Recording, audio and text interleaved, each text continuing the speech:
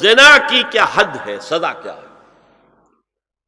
غیر شادی شدہ زانی یا زانیہ، اس کی سزا 100 کوڑے، اور اگر کوئی الزام لگائے اور ثبوت پیش نہ کر سکے، 4 گواہ نہ لا سکے، تو قذف کی حد کیا ہے؟ 80 کوڑے۔ اس کے بعد اصل میں جو زنا کا سد باب کرنے کے لیے احکام ہے وہ آئے ہیں۔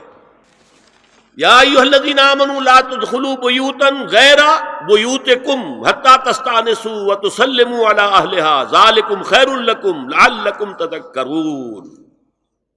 اہل ایمان ہرگز مت داخل ہو اپنے گھروں کے علاوہ کسی اور گھر میں جب تک کہ تم ان کے ساتھ مانوس نہ ہو جاؤ، اذن نہ لے لو، ان پر سلام نہ کرو، یہی تمہارے لیے خیر بہتر ہے۔ اس کے بعد تفصیل آئی ہے، اس میں اس وقت نہیں جا رہا ہوں۔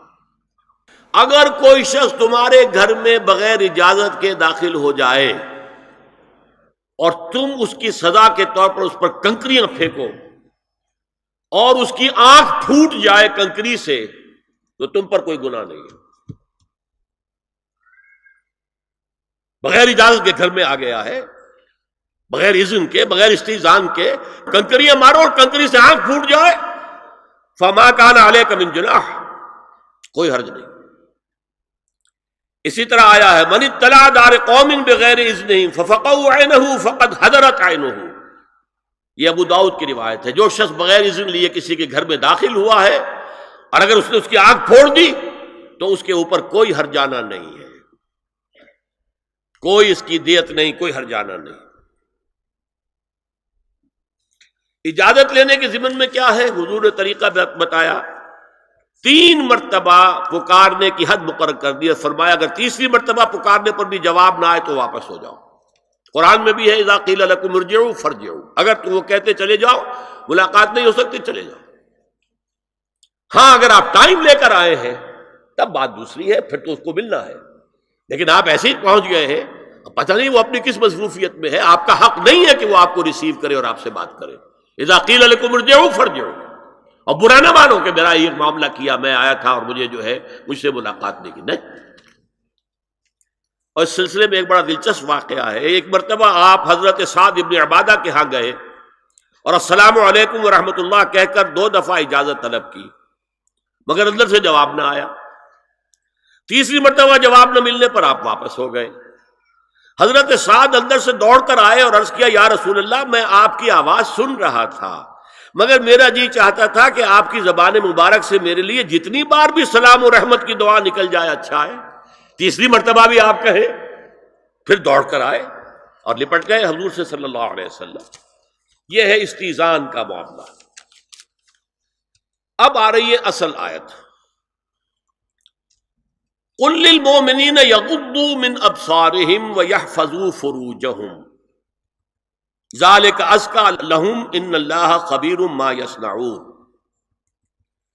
وقل للمؤمنات یغضضن من ابصارہن ویحفظن فروجہن ولا یبدین زینتہن الا ما ظہر منها وَلْيَضْرِبْنَ بِخُمُرِهِنَّ عَلَى جُيُوبِهِنَّ وَلَا يُبْدِينَ زِينَتَهُنَّ إِلَّا لِبُعُولَتِهِنَّ أَوْ آبَائِهِنَّ أَوْ آبَاءِ بُعُولَتِهِنَّ أَوْ أَبْنَائِهِنَّ أَوْ أَبْنَاءِ بُعُولَتِهِنَّ أَوْ إِخْوَانِهِنَّ أَوْ بَنِي إِخْوَانِهِنَّ أَوْ بَنِي أَخَوَاتِهِنَّ أَوْ نِسَائِهِنَّ أَوْ مَا مَلَكَتْ أَيْمَانُهُنَّ أَوِ التَّابِعِينَ غَيْرِ أُولِي الْإِرْبَةِ مِنَ الرِّجَالِ أَوِ الطَّفْلِ الَّذِينَ لَا يَظْهَرُوا عَلَى عَوْرَاتِ النِّسَاءِ وَلَا يَضْرِبْنَ بِأَرْجُلِهِنَّ لِيُعْلَمَ مَا يُخْفِينَ مِنْ زِينَتِهِنَّ وَتُوبُوا إِلَى اللَّهِ جَمِيعًا أَيُّهَا الْمُؤْمِنُونَ لَعَلَّكُمْ تُفْلِحُونَ۔ یہ لمبی آیت ہے۔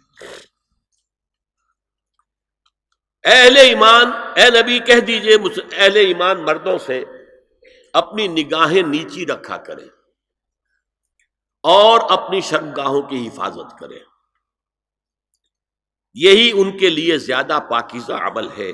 ان اللہ خبیر بما یصنعون، اور جو کچھ وہ کر رہے ہیں اللہ اس سے واقف ہے۔ وَقُلْ لِلْمُؤْمِنَاتِ یغضضن مِنْ أَبْصَارِهِنَّ، اور مومن عورتوں سے بھی کہہ دیجئے کہ وہ اپنی نگاہیں جو ہیں نیچی رکھا کریں، وَيَحْفَظْنَ فُرُوجَهُنَّ، اپنی شرمگاہوں کی حفاظت کریں، وَلَا يُبْدِينَ زِينَتَهُنَّ إِلَّا مَا ظَهَرَ مِنْهَا، اور اپنی زینت کو ظاہر نہ کیا کریں سوائے اس کے کہ جو بالکل ظاہر ہو جائے، از خود ظاہر ہو۔ دیکھیے سب سے پہلے میں آپ کو بتا چکا ہوں کہ یہ گھر کے اندر کا پردہ ہے، نگاہیں نیچی رکھنا گھر کے مرد بھی اور گھر کی عورتیں بھی. یہ کیوں کہا گیا؟ آج آپ کے علم میں نہیں ہوگا انسیسٹ کس قدر تیزی سے پھیل رہا ہے مغرب کے اندر.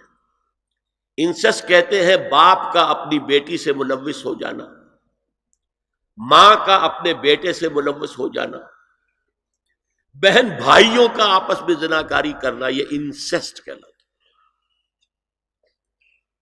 اس وقت امریکہ میں سب سے زیادہ جو پریکٹس ہے وہ سائیکیٹرسٹ کی ہے. بڑی فیسیں ہیں، بڑی دوائیں ہیں. جو فارماسیوٹیکل انڈسٹری ہے اس میں بھی سب سے زیادہ فلرشنگ وہ دوائیں ہیں کہ جو ذہنی امراض کی ہیں. اور مجھ سے وہاں کئی سائیکیٹرسٹ نے کہا ذہنی امراض کا سب سے بڑا سبب انسیسٹ ہے. بیٹی سے زنا کیا ہے باپ نے، بیٹی کے دل پر جو داغ لگ گیا ہے اس کا دماغی توازن ٹھیک نہیں رہتا. بہن سے زنا کیا بھائی نے، اور یہ نہ سمجھیے کہ آپ کے ہاں نہیں ہو رہا، یہ وبا آ چکی ہے. کئی آپ نے اخبار میں پڑھا ہوگا بیٹی نے جا کر تھانے میں خبر دی کہ باپ نے میرے ساتھ یہ حرکت کی.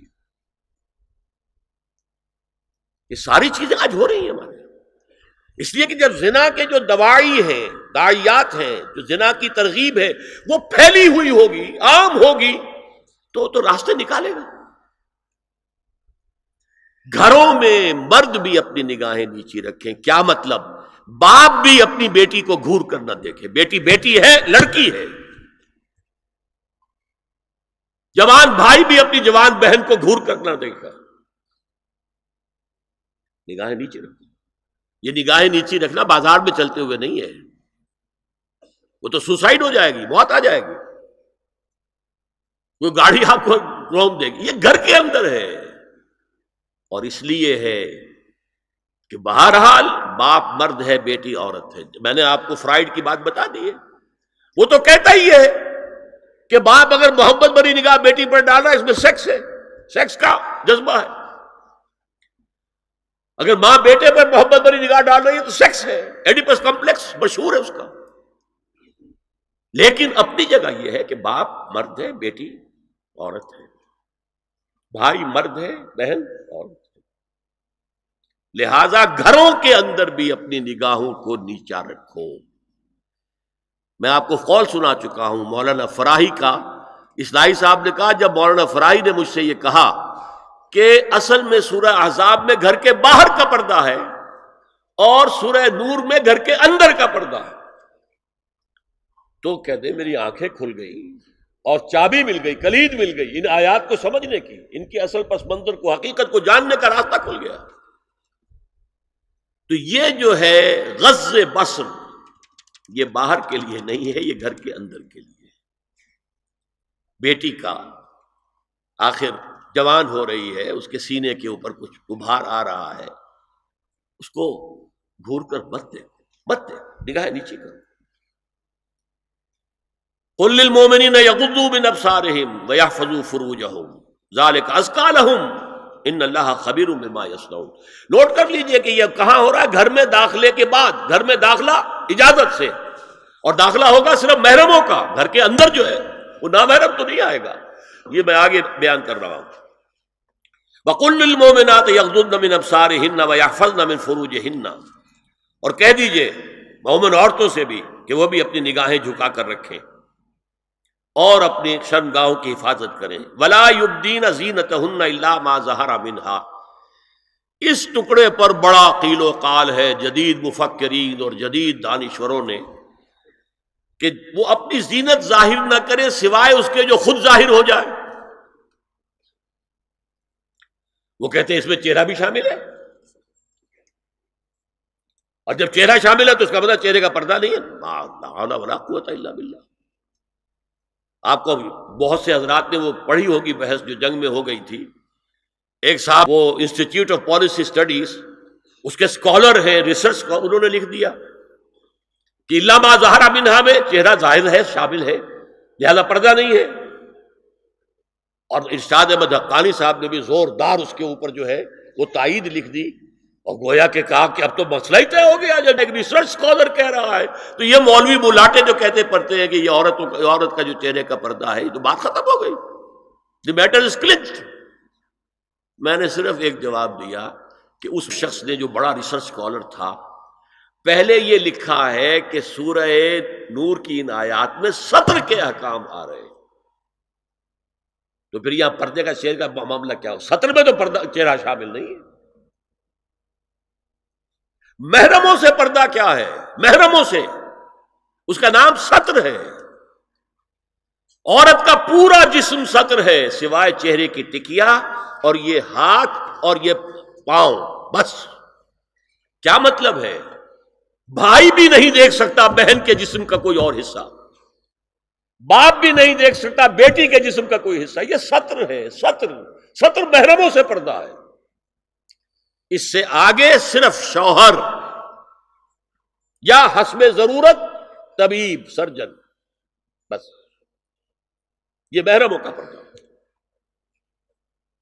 گھر میں عورت رہے گی تو سطر کے ساتھ رہے گی، محرم آئیں گے، چچا اس کا محرم ہے آئے گا، لیکن وہ بھی تو مرد ہے نا، چہرہ تو نہیں ڈھانپے گی اس لیے کہ محرم ہے، لیکن باقی جسم سطر۔ عورت کا پورا جسم سطر ہے سوائے چہرے کی ٹکیا، بال بھی سطر میں شامل ہے۔ سر پر وہ سکارف جو آج کل بنا ہوا ہے، بہت بڑا مسئلہ، انہوں نے چہرے کو نکال دیا، صرف سکارف سمجھا ہوا، پر حجاب کہتے ہیں، حالانکہ وہ حجاب پورا تو نہ ہوا، وہ صرف ایک حصہ ہے، لیکن ایک حصہ صحیح ہے، سر کے بال جو ہے وہ چھپے ہونے چاہیے، یہ سطر میں شامل ہے۔ چہرے کی ٹکیا ہے جو سطر سے باہر ہے، ہاتھ ہے پہنچوں سے باہر، اور پیر ہے ٹخنوں سے نیچے، بس۔ اللہ اللہ خیر سے۔ تو فرمایا ما ظہر منہا من زینتہن میں الا ما ظہر منہا میں کیا کیا چیزیں آ سکتی ہیں؟ دیکھیے، اگر عورت پوری کی پوری برقعے کے اندر ملبوس ہے، چہرے پر بھی نقاب ہے، آنکھوں کے آگے بھی یا جالی ہے یا کوئی چشمہ ہے، تو پھر بھی اس کے حسن کا ایک حصہ وہ ہے جو ظاہر ہے۔ اگر طویل القامت ہے، قد و قامت، یہ حسن کا حصہ ہے کہ نہیں؟ وہ کہاں چھپائے گی؟ اور غالب نے جو شعر کہا ہے، تیرے سرو قامت سے ایک قد آدم قیامت کے فتنے کو کم دیکھتے ہیں۔ سرو قد عورت، اسی طرح جسم سے ڈول ہے، اکیرا بدن ہے، یہ تو نہیں چھپے گا۔ عورت موٹی ہے، کیسی ہے، جسم جو غیر متناسب ہے، یہ تو نہیں چھپے گا۔ متناسب ہے اعضاء، قداور ہے، اکیرا بدن ہے، یہ ہے وہ چیزیں کہ جو حجاب کے سلسلے میں ما ظہر منہا، یہاں ہو رہا ہے کہ جو سطر کے سلسلے میں ہے ما ظہر منہا، زینت کا، اور وہ چہرہ ہے۔ لیکن اب اس میں ایک اور بات، وَلْيَضْرِبْنَ بِخُمُرِهِنَّ عَلَى جُيُوبِهِنَّ، یہ بھی گھر کے اندر کی بات ہو رہی ہے، چونکہ میں پہلے بتا چکا ہوں، جلباب ہوتا تھا جب گھر سے باہر نکلتی تھی عورت، تو وہ اپنی چادر لپیٹتی تھی اپنے گرد، چہرہ نہیں ڈھانپتی تھی، صرف چہرے کا حکم دیا گیا اس کے ضمن میں۔ وہ سورہ عذاب کی آیت ہے، وہ رہ گئی، وہ میں بیان کروں گا۔ اور خمار اوڑھنی ہوتی تھی جو گھر میں اوڑھتی تھی، گھر میں ظاہر بات ہے کہ جلباب تو نہیں لیا جا سکتا، آخر گھر کا کام کاج کرنا ہے، ہلکی سی اوڑھنی تو وہ گھر میں، لیکن فرمایا وَلْيَضْرِبْنَ بِخُمُرِهِنَّ عَلَى جُيُوبِهِنَّ، اور انہیں چاہیے کہ اپنی اوڑھیوں کے، بکل اوڑھنیوں کے اپنے سینوں کے اوپر، گریبانوں کے اوپر بھی مار لیا کریں، تاکہ یہ سینے کے جو ابھار ہیں ان کو ایک ایڈیشنل کور مل جائے۔